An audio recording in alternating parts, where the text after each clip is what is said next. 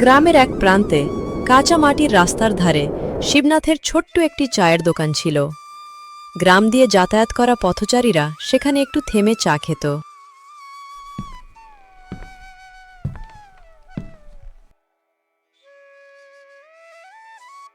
সেই চা বিক্রি করেই শিবনাথের সংসারের সামান্য আয় হতো।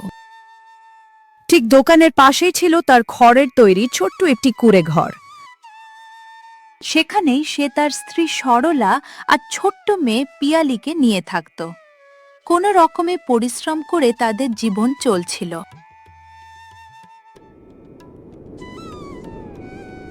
কিন্তু শীত আসতেই যেন সবকিছু বদলে গেল। কনকনে ঠান্ডা হাওয়া কুঁড়ে ঘরের প্রতিটি ফাঁক দিয়ে ঢুকে পড়ত। গরিব পরিবারটির কষ্ট আরও বেড়ে গেল। আজ খুব বেশি ঠান্ডা পড়েছে, দেখো না কুঁড়ে ঘরের ফান দিয়ে কেমন ঠান্ডা বাতাস ঢুকছে। পিয়ালি খুব কাঁপছে, অনেক কষ্টে ওকে ঘুম পাড়াতে পেরেছি, কি যে করি। হ্যাঁ গো, এই শীতকাল আমাদের মতো গরিবের কাছে অভিশাপের সময়। কিভাবে যে এই শীতকাল পার করব জানি না। আজ দোকানেও তেমন কাজ হয়নি, শীতে মানুষ খরচ কম করে, তাই চা খেতেও কম লোক এসেছে।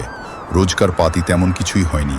তবে তুমি চিন্তা করো না, যতদিন আমার হাত পা চলবে আমি খেটে যাব।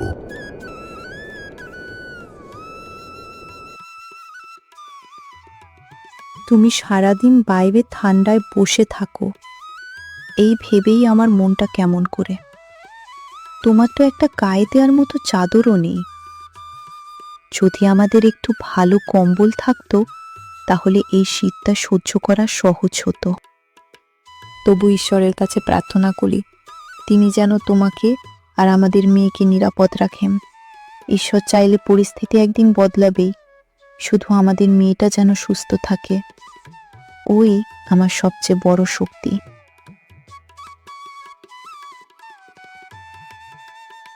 দিনভর শিবনাথ ঠান্ডায় কাঁপতে কাঁপতে চা বানাতো, আর বাড়িতে সরলা পিয়ালির দেখভাল করত। কোনো রকমে দিন শেষ হলো। রাতে তিনজন সাদাসিধে খাবার খেয়ে কম্বলের ভেতর গুটিসুটি মেরে শুয়ে পড়ল। পিয়ালি ঘুমিয়ে পড়ার পর সরলা শিবনাথকে বলল,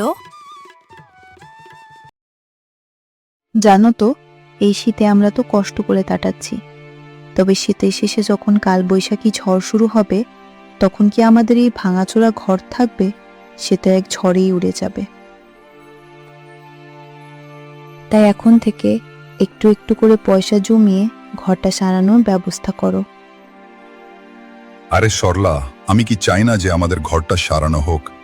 আসলে দোকান যা অল্প কিছু পয়সা পাই তা দিয়ে ঠিকমতো সংসার খরচই চলে না, আর ঘর কিভাবে সারাবো। আর এবছর শীতে যা ঠান্ডা পড়েছে, জানি না দিনগুলো কাটবে কিভাবে। এইসব কথা বলে তারা ঘুমিয়ে পড়ল।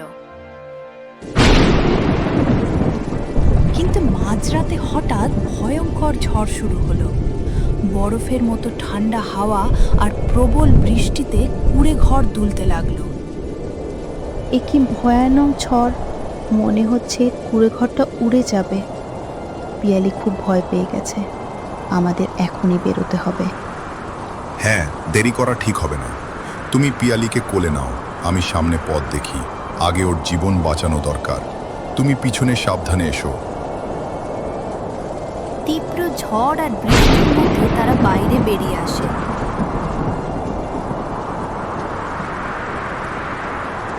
কিন্তু বন্যার জলে কুঁড়ে ঘর আর চায়ের দোকান দুটোই ভেসে যায়। সবকিছু হারিয়ে তারা অসহায় হয়ে পড়ে। ভয় পেও না, আগে প্রাণ বাঁচানো জরুরি। ঈশ্বরের ওপর ভরসা রাখো।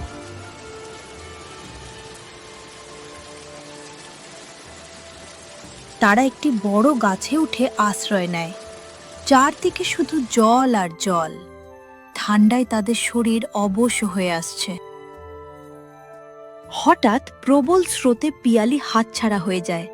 স্রোতের মধ্যে তলিয়ে যেতে লাগলো।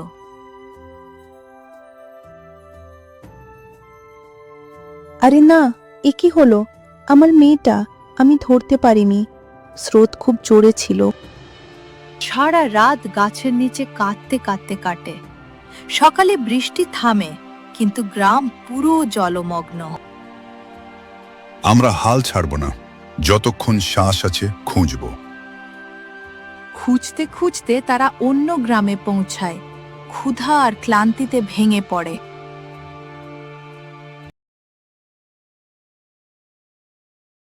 সরলা, ওইদিকে দেখো, ওখানে একটা ধাবা রয়েছে।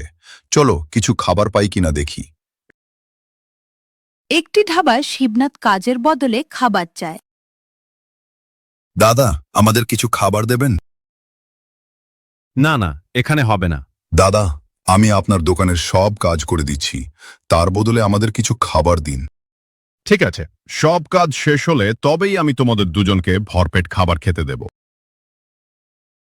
দোকানের সব বাসন ধুয়ে তারা খাবার পায়। তারপর আবার তাদের মেয়ের খোঁজ শুরু করে দেয়। হাঁটতে হাঁটতে তারা অনেক দূরে চলে আসে। দেখো সরলা, ওইদিকে সরকারের পক্ষ থেকে ত্রাণ শিবিরের ব্যবস্থা করেছে। চলো আমরা ওখানে যাই। তোমার শরীর তো খুব খারাপ করছে। শেষমেশ তারা একটি ত্রাণ শিবিরে পৌঁছায়। সেখানে স্মরণার অবস্থা আরও খারাপ হয়। সব কষ্ট, শীত আর শোক একসাথে তার শরীর ভেঙে দেয়। সেই ত্রাণ শিবিরে গিয়ে সরলার শরীর ঠিক হওয়ার বদলে আরও খারাপ হয়ে যায়। একদিকে মেয়েকে খুঁজে না পাওয়ার চিন্তা, অন্যদিকে প্রবল ঠান্ডা। সরলা, কি হলো তোমার? আমি এখানকার ডাক্তারবাবুকে বলে এসেছি, উনি এখনই এসে পড়বেন। তুমি চিন্তা করো না, খুব তাড়াতাড়ি সুস্থ হয়ে যাবে। আমরা আমাদের মেয়েকে ঠিক খুঁজে পেয়ে যাব। ডাক্তারবাবু, সরলা কেমন করছে একটু ভালো করে দেখুন। ওনার শরীর তো খুব দুর্বল হয়ে গেছে। অতিরিক্ত চিন্তা করার কারণে আরো ভেঙে পড়েছেন। আমি কিছু ওষুধ দিচ্ছি, এগুলো খাওয়াবেন। আর দেখুন, গরম দুধ খাওয়াতে পারলে খুব ভালো হয়। ঠিক আছে ডাক্তারবাবু, আমি সময় মতো ওষুধ খাওয়াবো।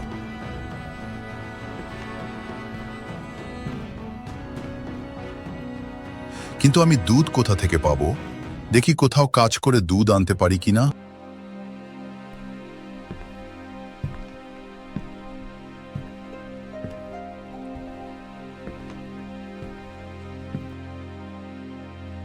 দাদা, আপনার দোকানে একটু দুধ পাওয়া যাবে? আসলে আমার স্ত্রী খুব অসুস্থ। হ্যাঁ, এই নাও। অনেক ধন্যবাদ দাদা, কিন্তু আমার কাছে তো এখন টাকা নেই।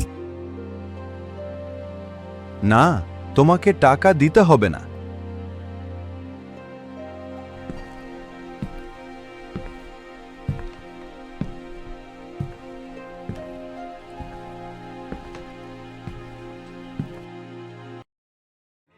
সরলা, দেখো, আমি তোমার জন্য দুধ এনেছি। এখন তুমি তাড়াতাড়ি সুস্থ হয়ে উঠবে। একই সরলা, তুমি চোখ খুলছো না কেন? চোখ খোলো, চোখ খোলো সরলা। তুমি আমাকে ছেড়ে চলে যেতে পারো না। না না,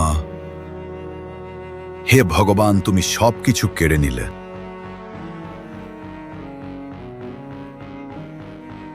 সরলা মারা যায়। শিবনাথ তাকে শ্মশানে দাহ করে আসে। ফেরার পথে সে দেখতে পায় একটি বাচ্চা মেয়ে পথের ধারে বসে কাঁদছে। সে তার কাছে গিয়ে দেখে সেখানে পিয়ালি বসে আছে। শিবনাথ মেয়েকে বুকে জড়িয়ে ধরে কাঁদতে থাকে। বাবা, আমি খুব ভয় পেয়েছিলাম, আমাকে আর ছেড়ো না। শিবনাথ ধীরে ধীরে মেয়েকে মায়ের মৃত্যুর কথা বোঝায়। পিয়ালি ভেঙে পড়ে।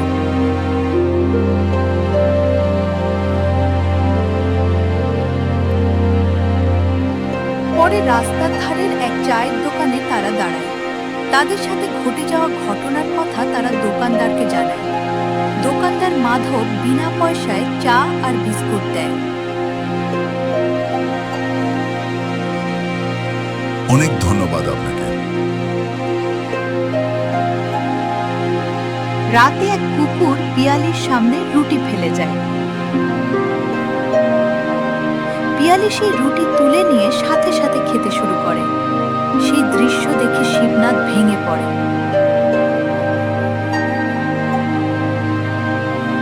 তখন সেখানে চাওয়ালা মাধব আসে। সব শুনে মাধব তাদের বাড়িতে নিয়ে যায়।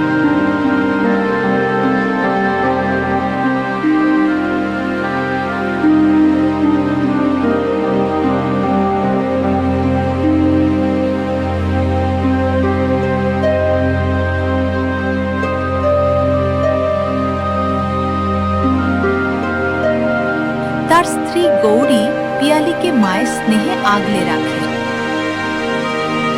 কিছুদিন পর শিবনাথ সেখানে কাজ শুরু করে, আবার ঘুরে দাঁড়ায়।